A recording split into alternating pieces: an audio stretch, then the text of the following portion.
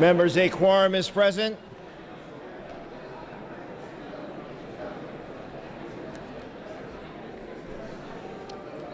A quorum is present. We will defer the prayer and the pledge until later in the session. Reading of the previous day's journal. Assembly Chamber, Sacramento, Wednesday, June 15th, 2016. The Assembly met at 3 p.m. Honorable Kevin Mullen, Speaker Pro Tem of the Assembly, presiding. Chief Clerk E. Dotson Wilson at the desk. Reading Clerk Kathleen M. Lewis reading. The roll was called. Assemblymember Mr. Calderon moves, and Ms. Waldron seconds that the reading of the previous day's journal be dispensed with. Presentations of petitions, there are none. Introduction and reference of bills will be deferred. Reports of committees will be deemed read and amendments deemed adopted. Messages from the governor, there are none. Messages from the Senate, there are none. Moving to motions and resolutions, the absences for the day will be printed in the journal. Members and guests, if you haven't already silenced your mobile phones, please do so at this time. And please refrain from using your mobile phones during our joint legislative convention.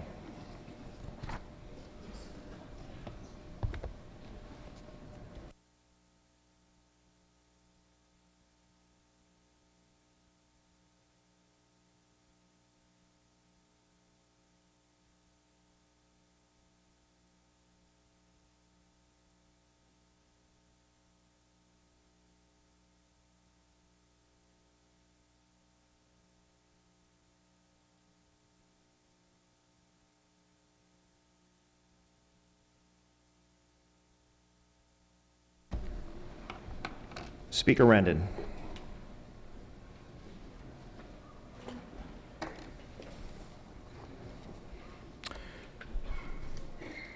Without objection, we will grant unanimous consent for me to have guests and photographers on the floor, in the gallery, at rostrum, and the area of the members' desks for His Holiness the Dalai Lama's address today. We will ask our guests and visitors in the rear of the chamber and in the gallery to please stand for the prayer.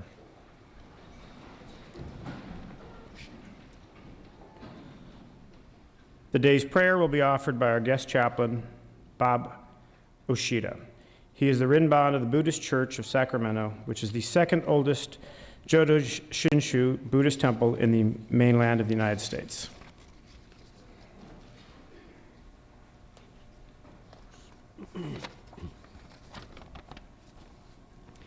Thank you, Speaker Rendon, and the honored members of the California State Assembly for this invitation. It is a very special honor to join with you again this morning, most especially to welcome to the state capitol His Holiness the Dalai Lama.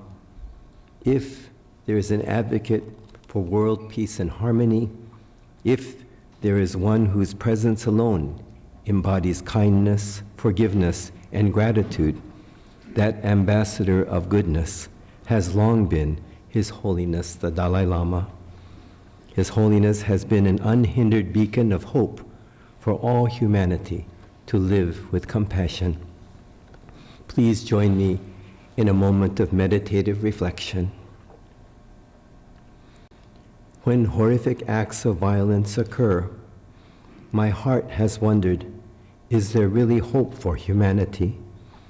The Dalai Lama is my living reminder that creating a better world begins with me. Healing the wounds of hate begins with me. Hope for humanity begins with my patience and kindness. Today, let us all renew our belief in the essential goodness of our shared humanity. Let us today renew our hope for a better world. Let us look within and know that the end of hate and the end of rage and the beginning of peace begins with each of us. It begins with my peace, of mind, my patience, and kindness. Creating a better future begins with all of us. Namo tassa bhagavato arahato samma sambuddhassa. Namo tassa bhagavato arahato samma sambuddhassa. Namo tassa bhagavato arahato samma sambuddhassa. Buddham saranang gacchami. Dhamman saranang gacchami. Sangyam saranang gacchami. Namanda namanda.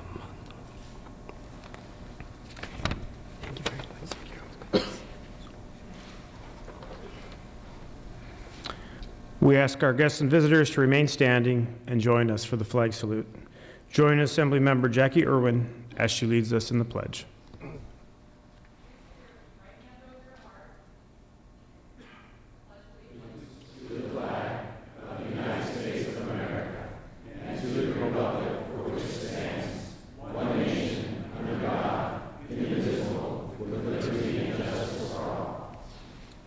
You may be seated.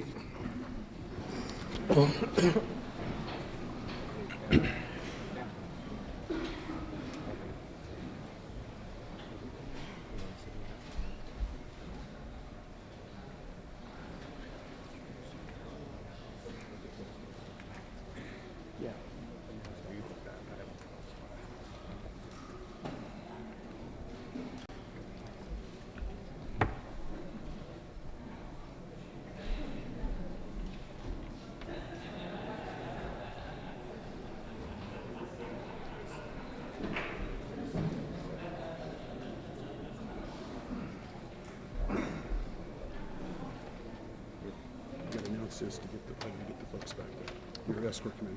Are they ready? Yes. Well, you got to announce them, get it back there. Yeah, I know. I'm doing that next. His Holiness the Dalai Lama is in the chamber. I am appointing a joint escort committee to greet His Holiness. The escorts should retire to the rear of the chamber. From the Assembly, Republican leader Chad Mays, Kevin McCarty, Jimmy Gomez, Susan Talamantes Egman, and Das Williams. From the Senate, Republican leader Gene Fuller, Richard Pan, Ben Ueso, Holly Mitchell, and Janet Nguyen.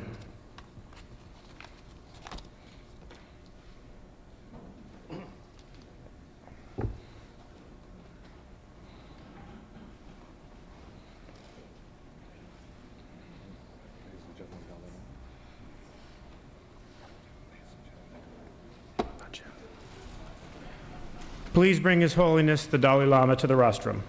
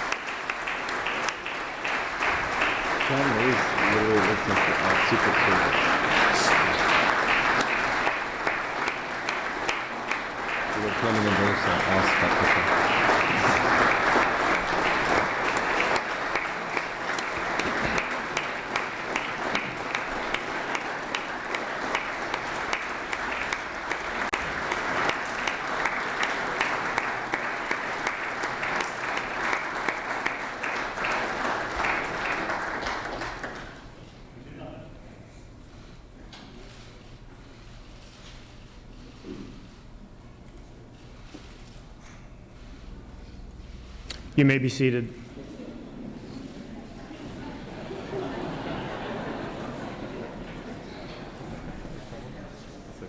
Your child? No, there's someone other that I need.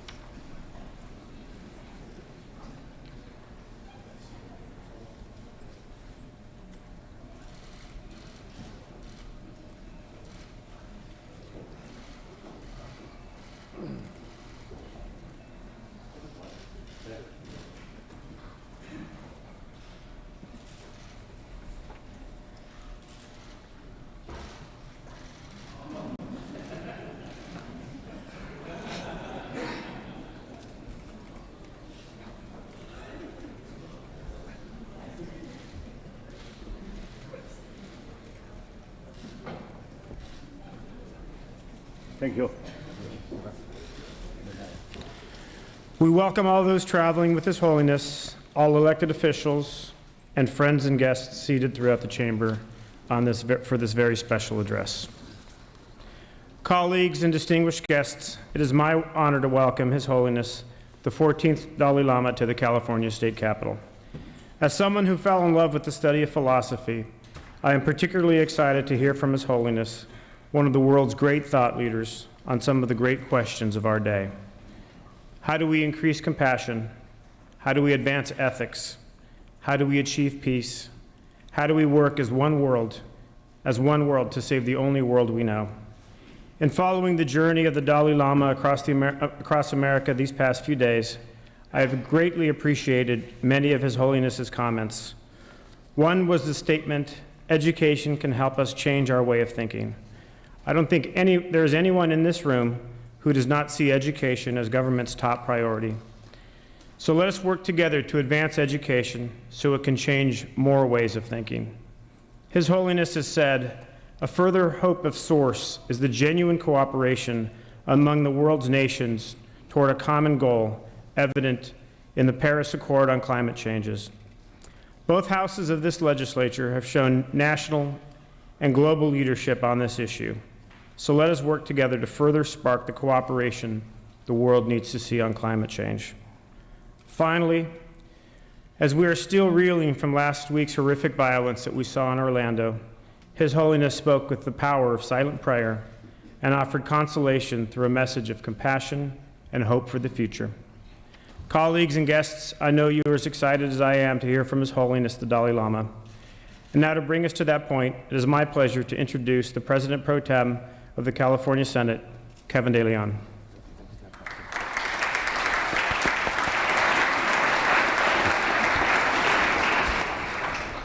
Thank you, Mr. Speaker, and thank you very much for your wonderful leadership. I am deeply honored today to introduce and welcome to the California Legislature His Holiness the Dalai Lama. His Holiness is the embodiment of our highest aspirations: compassion, empathy, and love. His Holiness inspires us to recognize and advocate for those fighting for dignity. Born into a farming family in a small Tibetan hamlet, this man of peace, who describes himself as a simple Buddhist monk, won the Nobel Peace Prize in 1989. His Holiness has taken a leadership role in raising the awareness of global warming and its destructive consequences. His Holiness has traveled the world, spreading his message of peace, nonviolence, compassion, and interreligious harmony and understanding. His Holiness was just in Washington, D.C., the nation's capital, and now we are honored and blessed that His Holiness is here with us today in California's capital. Where, to be honest, I think we might be more receptive to his message of harmony here in the great state of California. Now, we have Senator Janet Nguyen to thank for her invitation that brought His Holiness to the state capitol to join us for this joint session of enlightenment. And the timing could not be better.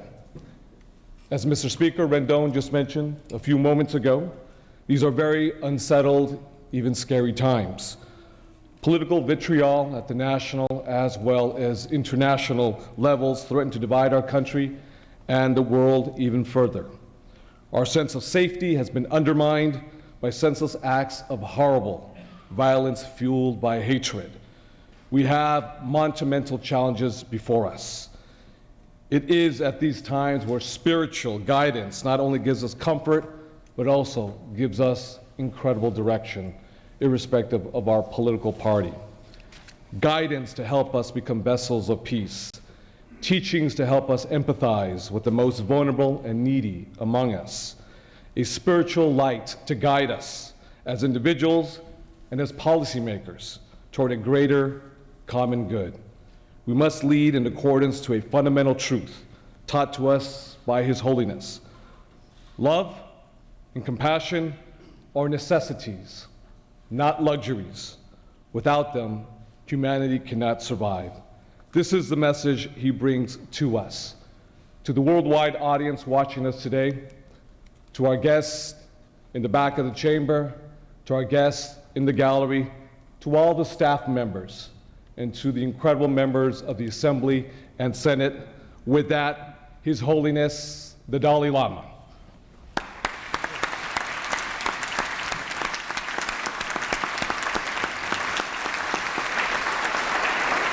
Thank you. Thank you. Thank you. Thank you.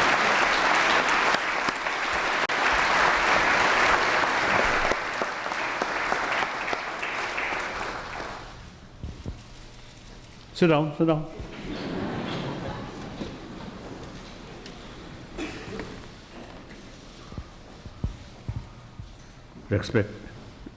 Respected leaders and brothers, sisters,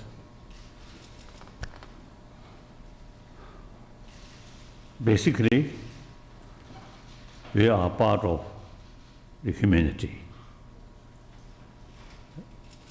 Each of us actually part of 7 billion human beings. So then, I don't like too much formality.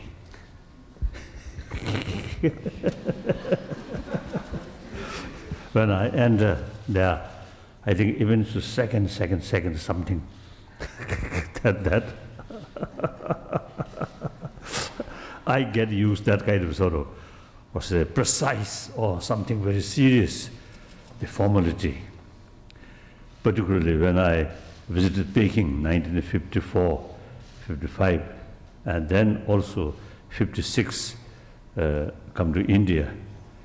See, meeting leaders, there's some kind of formality.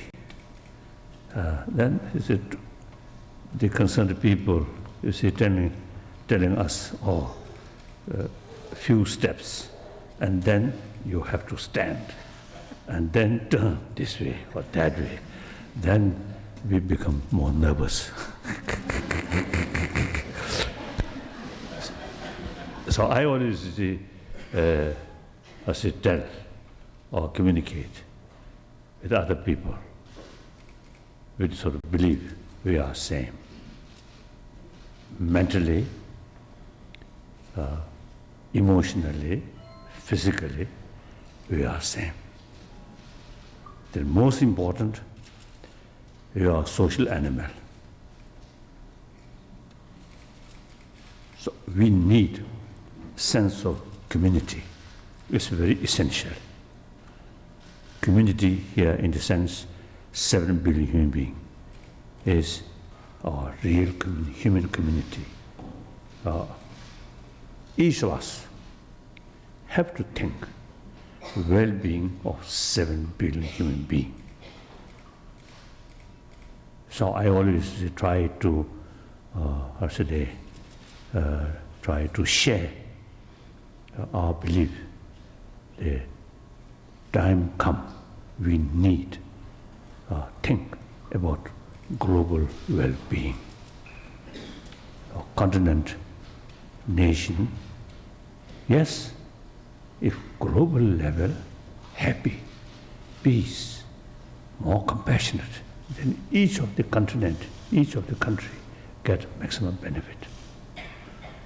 So I think we are, I think since we living beings, you see, started on this planet, and particularly human being, you see, comes. Take care oneself. That's very essential for survival. Take care yourself. Now, since we are social animal, the best way take care oneself should take care others. Others, community is basis of our own happy future. So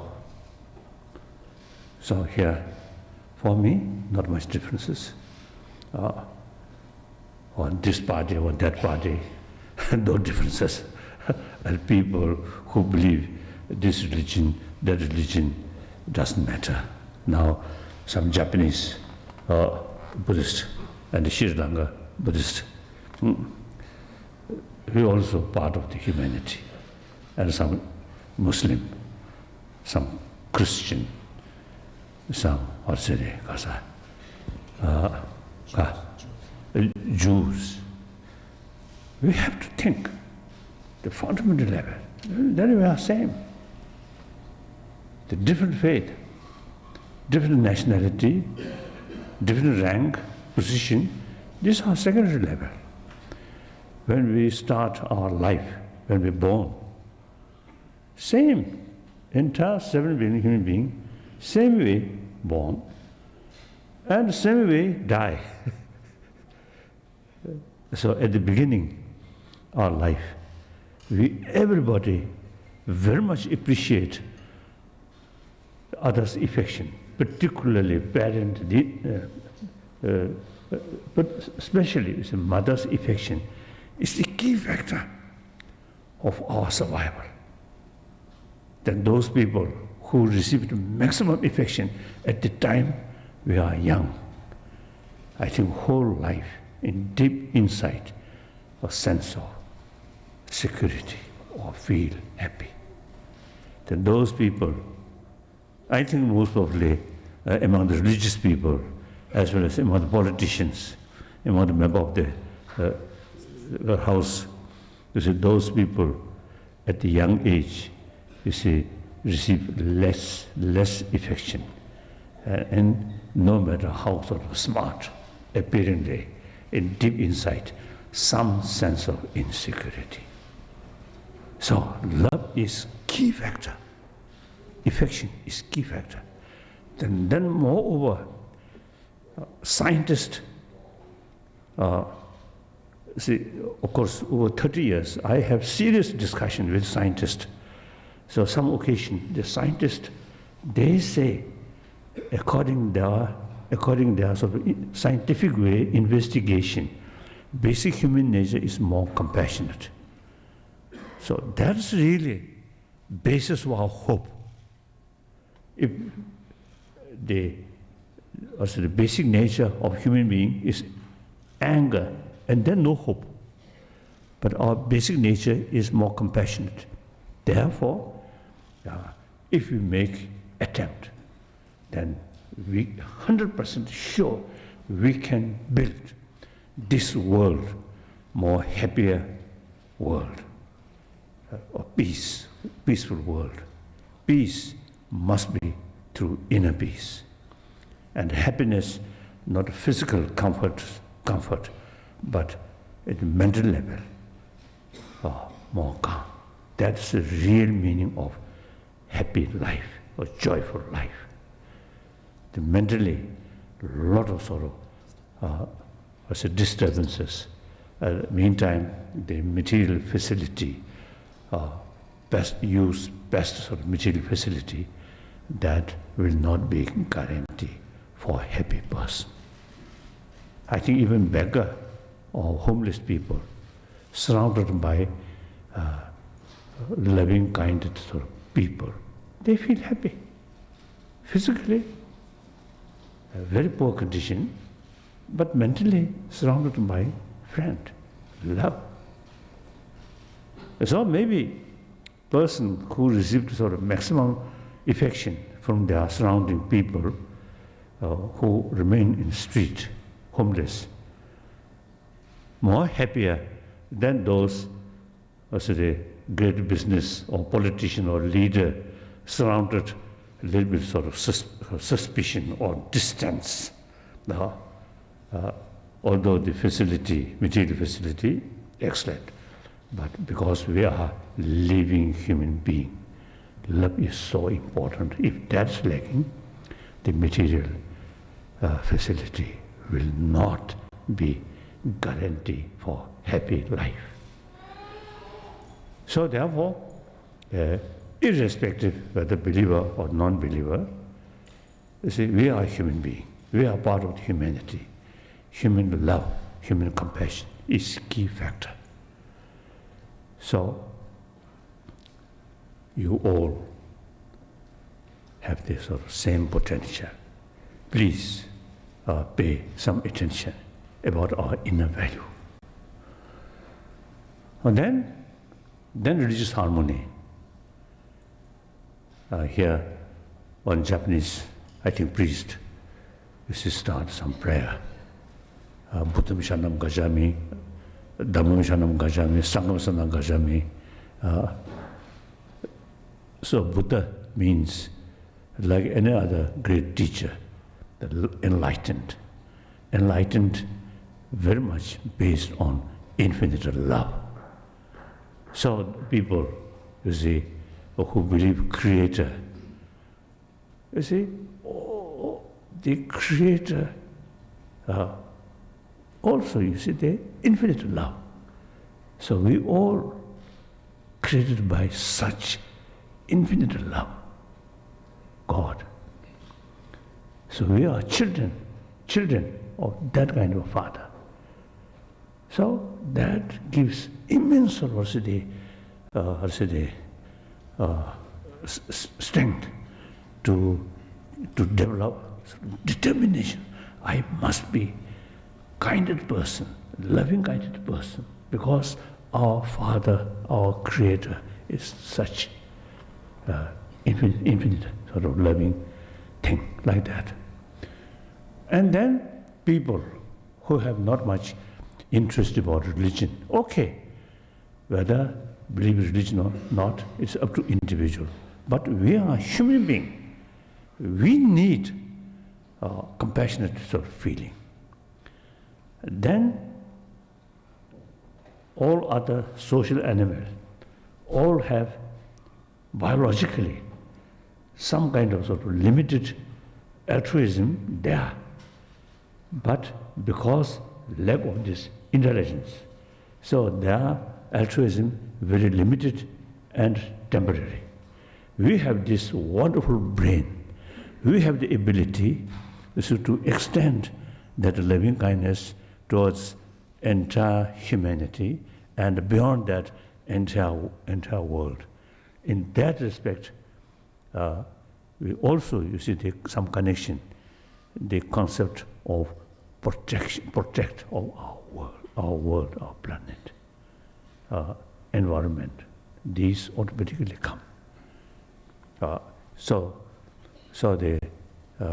my number one commitment is promotion of human love and compassion, irrespective whether believer, non-believer, and within the believer, disbeliever, that believer.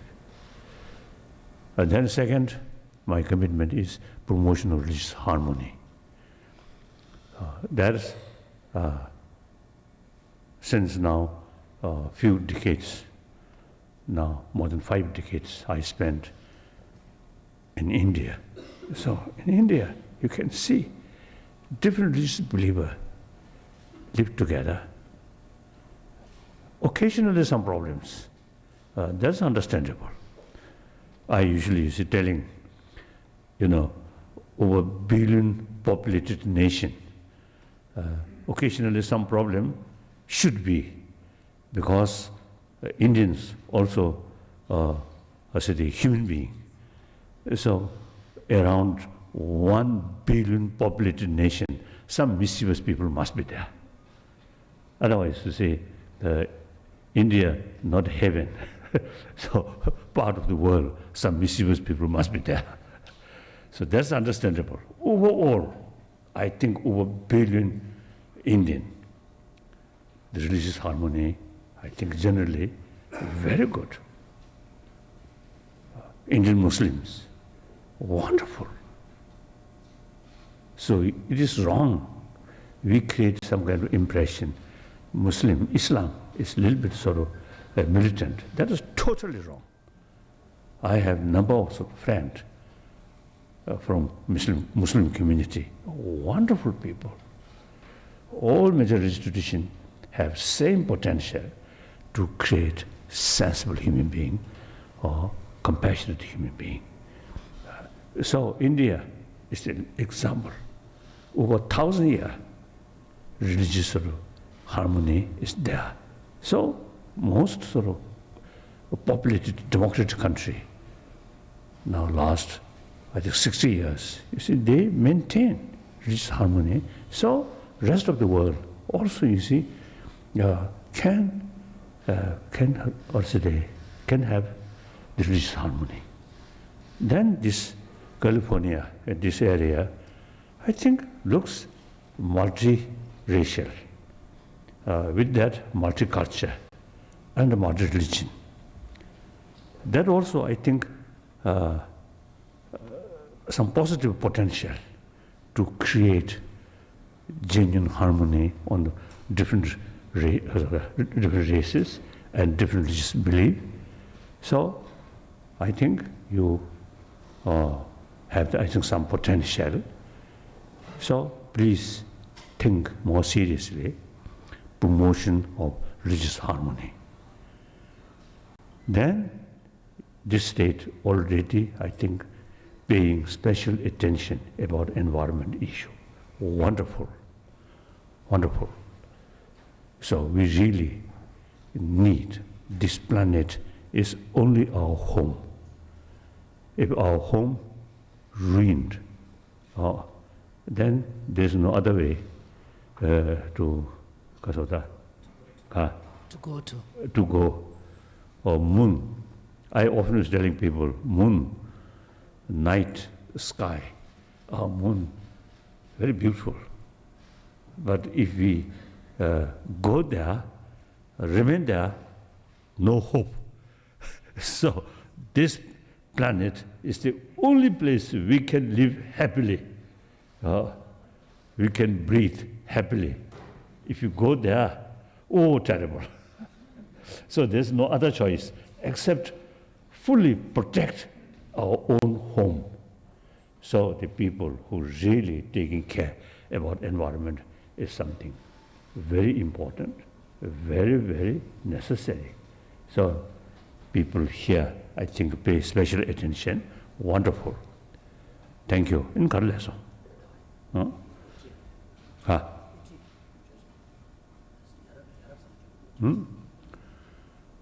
So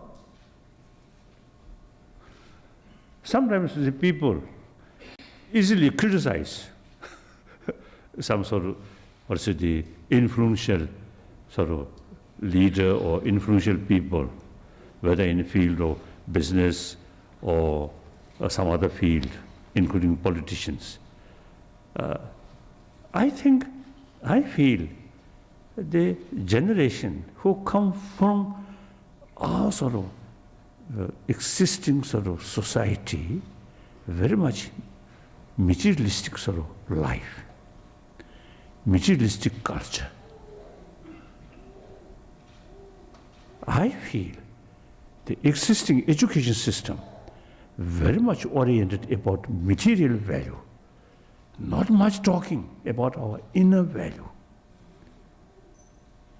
Some scientists, some educationists also have the same view. Now time come in order to create a more healthy society. So education is the key factor. Religion, to some extent, very, very helpful, but cannot cover entire humanity. Now, for example, out of 7 billion human beings, over 1 billion non-believer. I think among the Californian, what percentage non-believer? there must be some non-believer also, you see, within this state. That's the reality. So therefore, if we entirely depend on religious sort of belief in order to promote this inner value, then it's not adequate. So only through education, when we approach the promotion of human compassion through education, then should be without touching religious belief. So in India, 1,000 years, this is some kind of, they call secular ethics. according to Indian understanding, secular means respect all religions and also respect non-believer. That's, I think, something unique about the Indian understanding about secular. In the West, some my friend, consider secular means disrespect religion and remain distant from religion. That's according to Indian understanding, not like that. Respect all religion. So sometimes I use the secular ethics. In any way, the universally sort of, the universal sort of ethics. No religious boundary like that. So that, I think, please, my dear friend, I think pay more attention in education, how to put, education or lesson about inner value, so that entire generation come through such education. Then I think society will be more compassionate society. So then leaders come from that kind of society, I think more compassionate leader, sensible leader. Otherwise, this whole society not talking about these inner value, only money, power. And then the individual come from that kind of society. We can't believe, or we can't blame. Their whole life is come from that way. So I think now time come. We have to think very seriously about how to educate people. If we make attempt now, perhaps later part of 21st century will be more compassionate humanity. Then genuine peace come. Because you see, genuine peace must come through inner peace. Inside full of anger, then impossible to create a peaceful world. And then in this country, now recent time is talking about gun control. Real gun control must start here. More compassionate sort of feeling, sense of respect, others' life, others' right. That's the real method of gun control. So usually I sort of telling or expressing, in order to achieve genuine peaceful world, we have to think demilitarized world. In order to external disarmament, firstly, inner disarmament is very essential. So long anger, jealousy, see these destructive emotion there, then even sort of some kind of peaceful sort of atmosphere, temporary, not very sort of sound. So peaceful world start from here. So individual, sometimes when we think about the world, a lot of problem, a lot of killing. Even sort of use religious faith to reasoning killing. Unthinkable. So then, sometimes we really feel hopelessness. But then, unless we human beings make some effort, who will take care? There's no other choice. Logically, you see, these problems, we created. So, logically, we have the responsibility to reduce these problems and finally eliminate these problems. So sometimes I describe this century should be century of dialogue. Difference is always there. So whenever we find some sort of different sort of opinion or different interest, that's the source of conflict. then we must solve that through talk. Respect others' right, others' interest. So some kind of sort of compromise. That's the only way to bring genuine peace. I think in 20th century, our sort of way of thinking is whenever we have some differences, some conflict, we always think how to solve this by force. That way of thinking is outdated.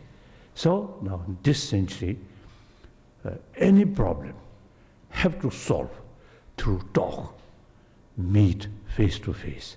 Now some of these people who create some sort of problems, so-called terrorists, these also, they finally have to solve through human contact. Remain distance and use force. I don't think the proper sort of solution. That's my belief. So when we look, problem, huge problem, we individual so cannot do much. But then problem which we humanity facing, essentially our own creation. So humanity means individual combination. That is humanity. So any initiative must come from individual like us. Think more seriously. And firstly, you see, create peaceful atmosphere, compassionate atmosphere within your own family. Then from one family, 10 families. From 10 families, 100 families. That's the way to change. So please think, each individual, yes, you all have potential. Make some contribution for better world, happier humanity, step by step. So that's I want to tell you. So I consider you same human being. So whether I'm talking in India or Europe or America, more or less it's the same topic because the audience are same human being. If you are something different human being, then I have to talk different way. Thank you very much.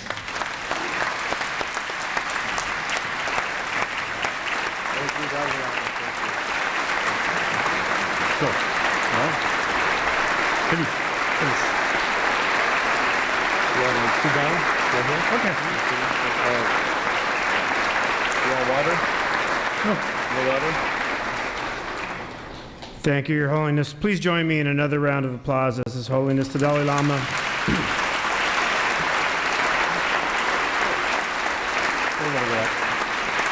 Thank you.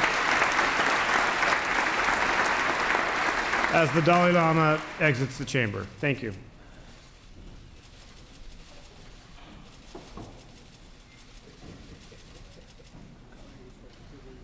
Go. Now go. That's right. Go. Yes. Now I'm to another place.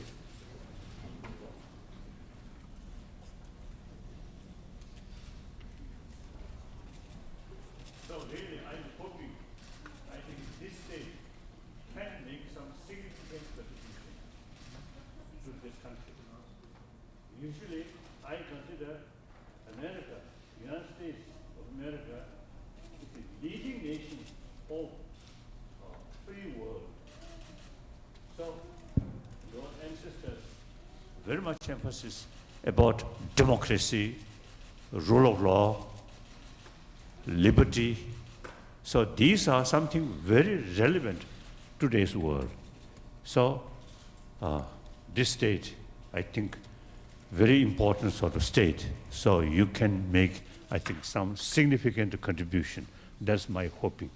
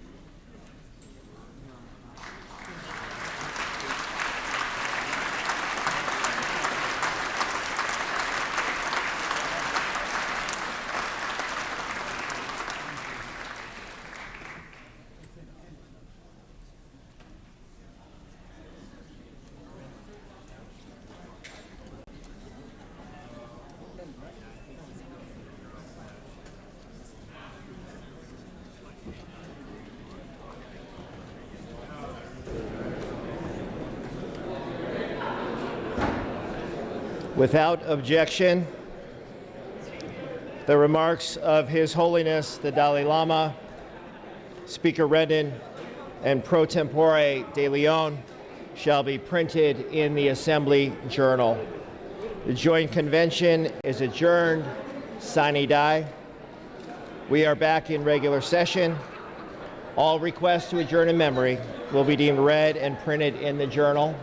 Announcements. The session schedule is as follows. Tuesday, June 21st, check-in session. Wednesday, June 22nd, check-in session. Thursday, June 23rd, floor session at 9 a.m. All other items remaining will be passed and retained. All motions shall be continued. I'm ready to entertain a motion to adjourn. Mr. Holden moves, Ms. Waldron seconds that this House stands adjourned until Thursday, June 23rd at 9 a.m. Quorum call is lifted.